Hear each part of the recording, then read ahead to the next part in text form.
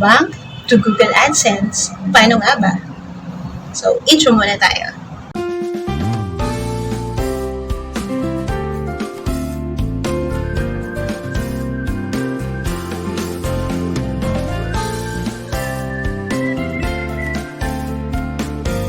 Good morning mga ka-dumplings! Welcome back to my channel. So, kung bago pa lang kayo sa channel ko, Arashel Imee TV, and always remember, be simple, be happy, and be beautiful. And don't forget to like, share, subscribe, and hit the notification bell para updated kayo sa mga bagong video na i-upload ko after watching this video. So, for today's video is about how to link bank account to Google AdSense. So, para makasahod na tayo. So, you should all watch this. Okay, let's start.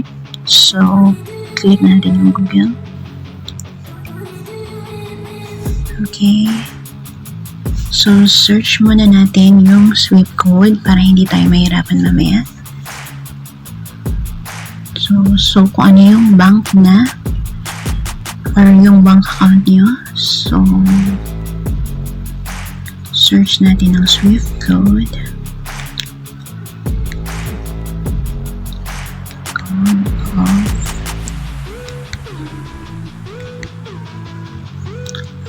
PNB Philippines.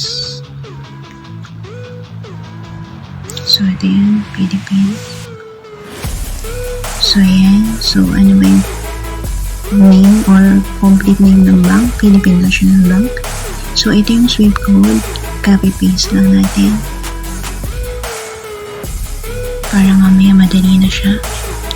And then, search naman natin ang www.Adsense.com. Okay, and then search. Then, click lang natin itong Google AdSense.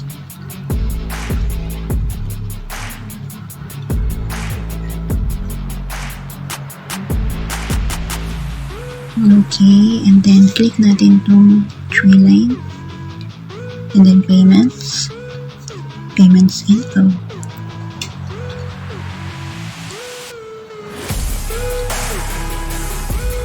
Okay, to receive payout, please choose valid payment method. So, scroll up, add payment method. So, ayan, pipili lang tayo sa dalawa, add a payment method. It's either add new wire transfer detail or add new check details. So, ang i-click natin is yung the first one. Ayan, so lalabas na siya. Beneficiary ID, optional. Name of bank, name on bank account, bank name, swift BIC, ito yung kinapi-paste natin kanina. And then account number, and we type account number. So, dito tayo sa bank on bank account. So, type lang natin. So, make sure na tama yung spelling and complete yung name mo talaga. Ayan.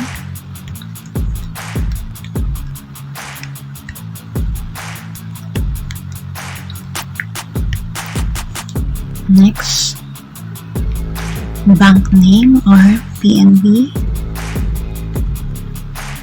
Ayan, click lang natin. And then yung swift BIC. So, ito yung kanina na kinapi-paste natin. Paste lang natin. So, ayan siya.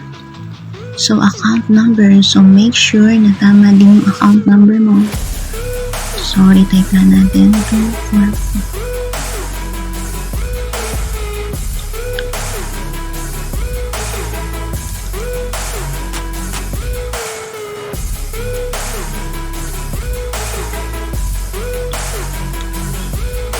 So, double check lang natin na tama yung ilagay natin number.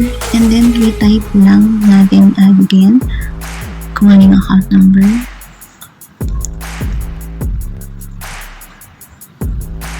So, pwede mo na siyang i-click dito. Ayan, double check kung tama pareho siya. Okay, pag napilakan nyo na siya lahat, double check again. So, yan. So, lahat nalagyan na natin. Set as a primary payment method. So, save na natin. Save.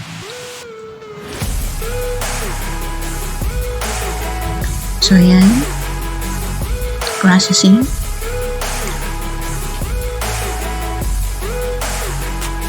Okay. Wait lang natin. Yan. So, ito na siya. Payments method. Wire transfer to bank account. So, with account number and account name na natin. Account name ko. So, yan. So, wait lang natin ang Gmail ni Adsense kung okay ba yung PNB.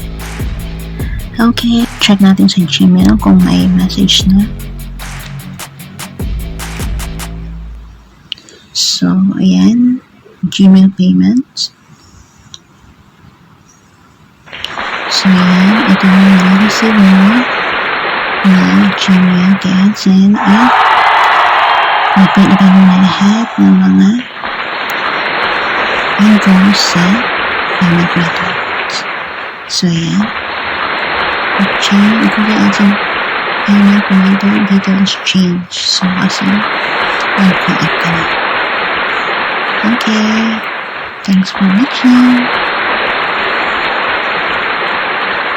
Thanks for watching, and may we all be reminded that every morning brings new hope, new chances, and new opportunities. Okay, I hope na makatulong tong videos na ito. And okay, see you on my next video. Okay, bye!